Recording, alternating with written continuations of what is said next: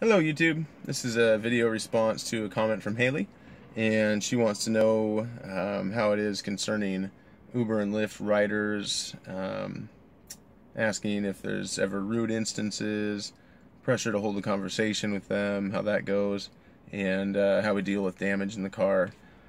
Basically, as far as conversation goes, I try to mirror what the customer's, kind of vibration is, or what they're putting out. If they're real, kind of energetic and want to talk, then we'll talk, and I'll ask them about themselves as much as I can. But for the most part, people seem more interested in me, and they want to know, like, how long I've been here. That's always the question: is how long you've lived in Portland? Is it, how do you think about living here? And asking about family and stuff. And I only, I try not to go too much into it, but I try to engage and ask them about themselves. I always try to turn it back so that they can open up and talk about themselves. If they're just not getting into any kind of conversation, I just back off, and I always try to start the ride with turning the air conditioning on, just like on the lowest level, just to get airflow, and then just to be more comfortable. I tell them, hey, if you want any music station on, I can help you with that. Any particular song or music. And then from there, if they want to talk, we'll talk. If they're staying quiet and they don't really want to, a lot of times people just had a long day and they've been talking enough, whatever, they're stressed out and they just don't want to have a conversation. So I respect that and just back off. And as far as rudeness, I mean, you really mostly get rudeness.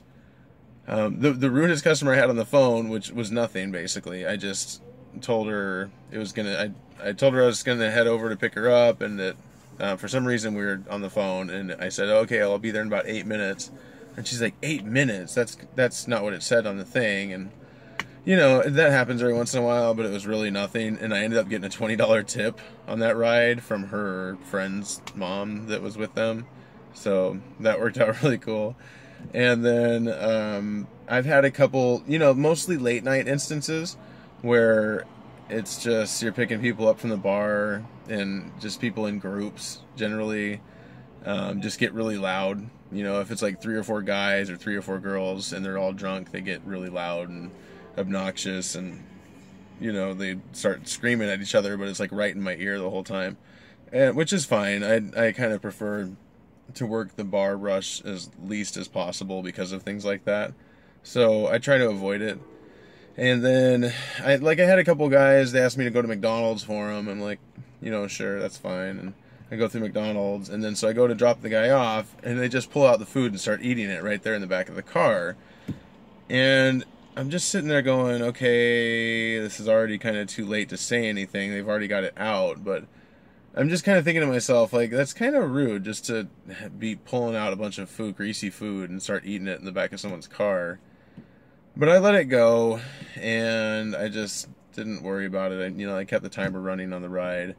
And then a couple days later, a couple gets in, and nothing had happened. Nothing fell or stained the seat or anything.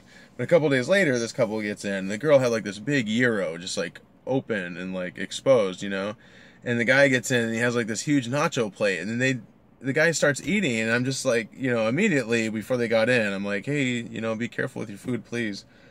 And they get in, and the guy just starts going to town on it, and the girl's like, oh, well, I'll wait to eat even though I'm hungry because I don't want to mess up your car. And I'm just like, oh, that's great. So those two experiences kind of taught me that next time I see somebody with open food like that, like, I'll explain to them, like, you're free to eat that, but if ends up being a mess that I have to clean up, there's going to be a cleaning fee. And we have that discretion to charge that. Like, if someone gets grease on the seat from food, you can charge like $20, $25 for having to clean it up, because you have to stop working basically and get it clean. Now, in Hailie's comment, you said that there was some red wine that was spilled in the car. I believe that under the driver's discretion, something like that could pay like almost like a $50 cleaning fee, I would think, for red wine. I would think, depending on the driver's discretion, again, because you have to pay to get that out. You have to, you'll submit a receipt, and then Uber will actually charge the rider for it. So I'm curious if your friend did get charged for it or not, if you know that.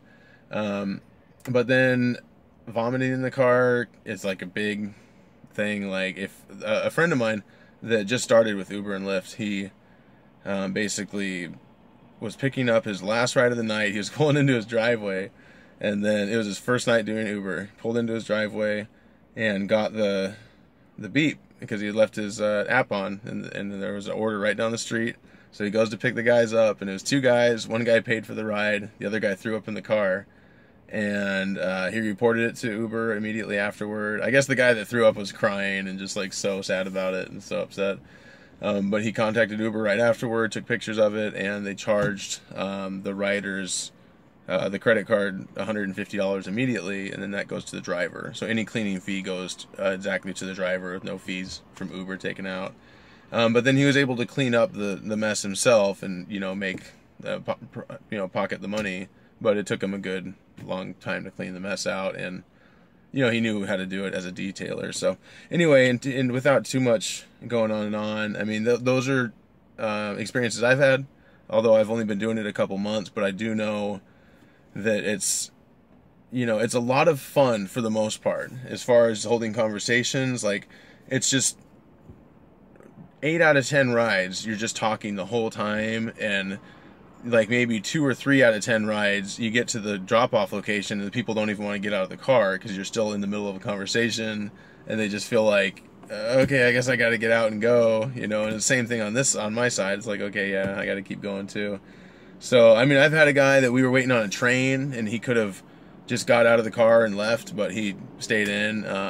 He's actually a subscriber now. We got to talking, so he might see this video. But we were sitting at a train, and like we sat there for like an extra 5 or 6 minutes just talking and talking, even though he knew he was still getting charged for it. He didn't care, because we were just talking about app-driven guy stuff and like plans that he has for apps and for development. So it's just, you never know what happens. It's just a really great gig, where you just end up meeting great people and having fun. And for the most part, if you're the type of outgoing person that enjoys that, it's a perfect deal for you.